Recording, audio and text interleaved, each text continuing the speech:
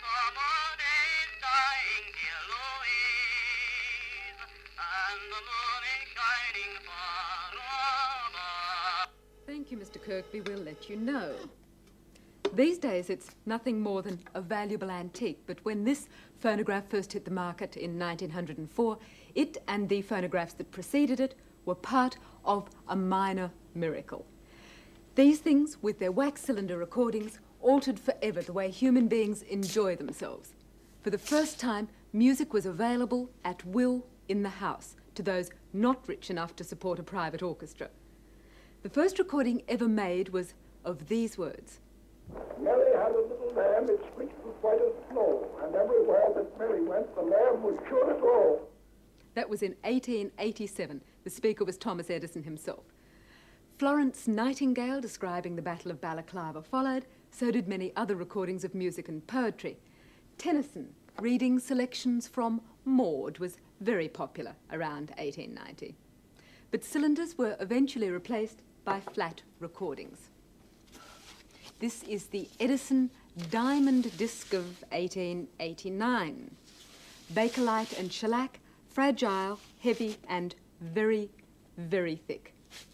As 78s progressed, they lost a bit of weight. As the records changed, so of course did the players. This is the Ramshorn player, obvious where it got its name. The sound is taken mechanically down here and then travels acoustically up the tube and out of the horn. No amplifiers or electronics there. Sometimes these ones came with bamboo needles that had to be sharpened after every single record. By the 1920s, this was the height of elegance. It had metal needles, literally needles, very sharp indeed, and a very heavy head. It also had to be wound mechanically.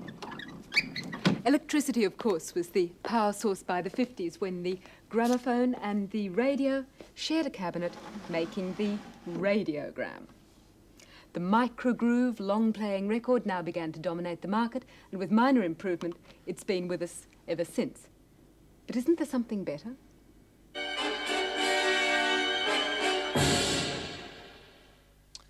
And what you've just been listening to is the ultimate in recorded sound. It will make all conventional disc and cassette systems obsolete. It's dustproof, scratch-proof, digitally recorded, read by a laser, and it's called the compact disc. And that's it. The biggest revolution in the recording industry since the invention of the long-playing gramophone record, but this is no ordinary disc. Just 12 centimeters in diameter. The music is recorded onto it digitally, and there's no needle being dragged through a groove. That information is being read by a laser light. And this is the tiny laser that does all the work. A small low-power semiconductor which emits invisible infrared light and plays the record from inside out. Magnified 12,000 times, this is what the surface of the compact disc looks like. You can see the thousands of tiny pits and grooves which the laser has cut into a thin plastic sheet. When it's monitored or read off by another laser in the playback machine, the lengths of the grooves and the distances between them give varying light patterns, which are then picked up by a tiny diode. And unlike a conventional gramophone disc, this is totally proof against fingerprints and dust because the information is stored underneath a plastic film. It doesn't really matter how much I manhandle that particular disc, it will still continue to give very good audio quality. This is a one-sided disc. On the other side is simply the label of the record, and the record player which plays it is also surprisingly small and compact. That information is read by a laser from the underside. You simply place the disc in there like a conventional record player, and off you go. Introducing new technology in a popular market has its own problems. Take the battle between cartridges and cassettes. It confused the consumer mightily, and it took around a decade for cassettes to establish a clear lead. The big manufacturers have learnt from that experience. With the laser audio disc, two of the biggest, Philips and Sony, have united to produce compatible hardware. Half a world away from Holland, in Tokyo, Ian Finlay found that although their players looked different, The discs are exactly the same.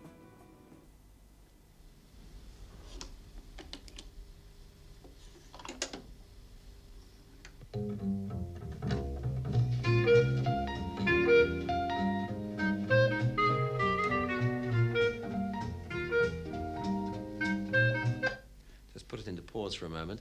The thing is that it's very difficult to try and get across the sound to you now like this when you're listening on conventional TV set, and also we're recording on a conventional tape recorder, so we can't actually get across to you in sound terms what this thing can do. But basically it revolves around 5 things. The background noise. There's practically no background noise at all, no hiss or anything like that. There's no wow or flutter.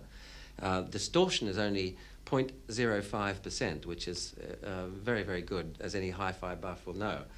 Frequency response is roughly similar to existing hi-fi sets, between 20 and 20,000 hertz. The main thing to say about the frequency response, though, is that it's absolutely flat.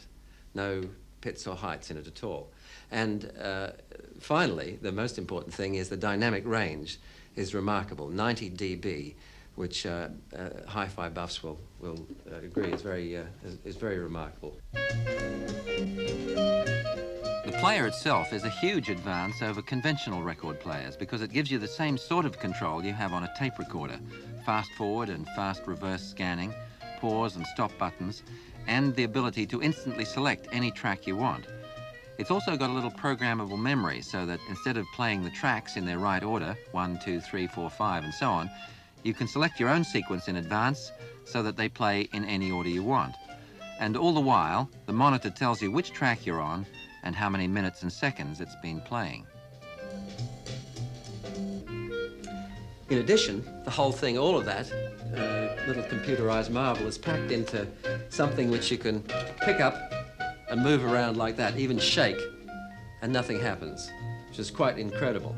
And means that it's got enormous potential eventually, once in the future it's perhaps made a little bit more compact for the car audio industry as well. The players are due for release at the end of '82 in Japan and the United States, in Australia and Europe sometime in '83. They'll cost between $600 and $800, and the discs should be no more expensive than records now. In a way, it all sounds too good to be true. Other systems have, heaven knows, failed to live up to their pre-release promises to change the way we listen. Quadraphonic sound, for instance, died of starvation when not enough quad records were released. But with compact discs, we're assured there will be a rolling river of material. 7 major record companies have already signed up to produce on the system. With hardware and software both lined up, compact discs may well rule the roost, at least until someone perfects a method of putting Beethoven's Ninth on a silicon chip. Don't laugh. I'm assured that that day, in fact, is not too far off.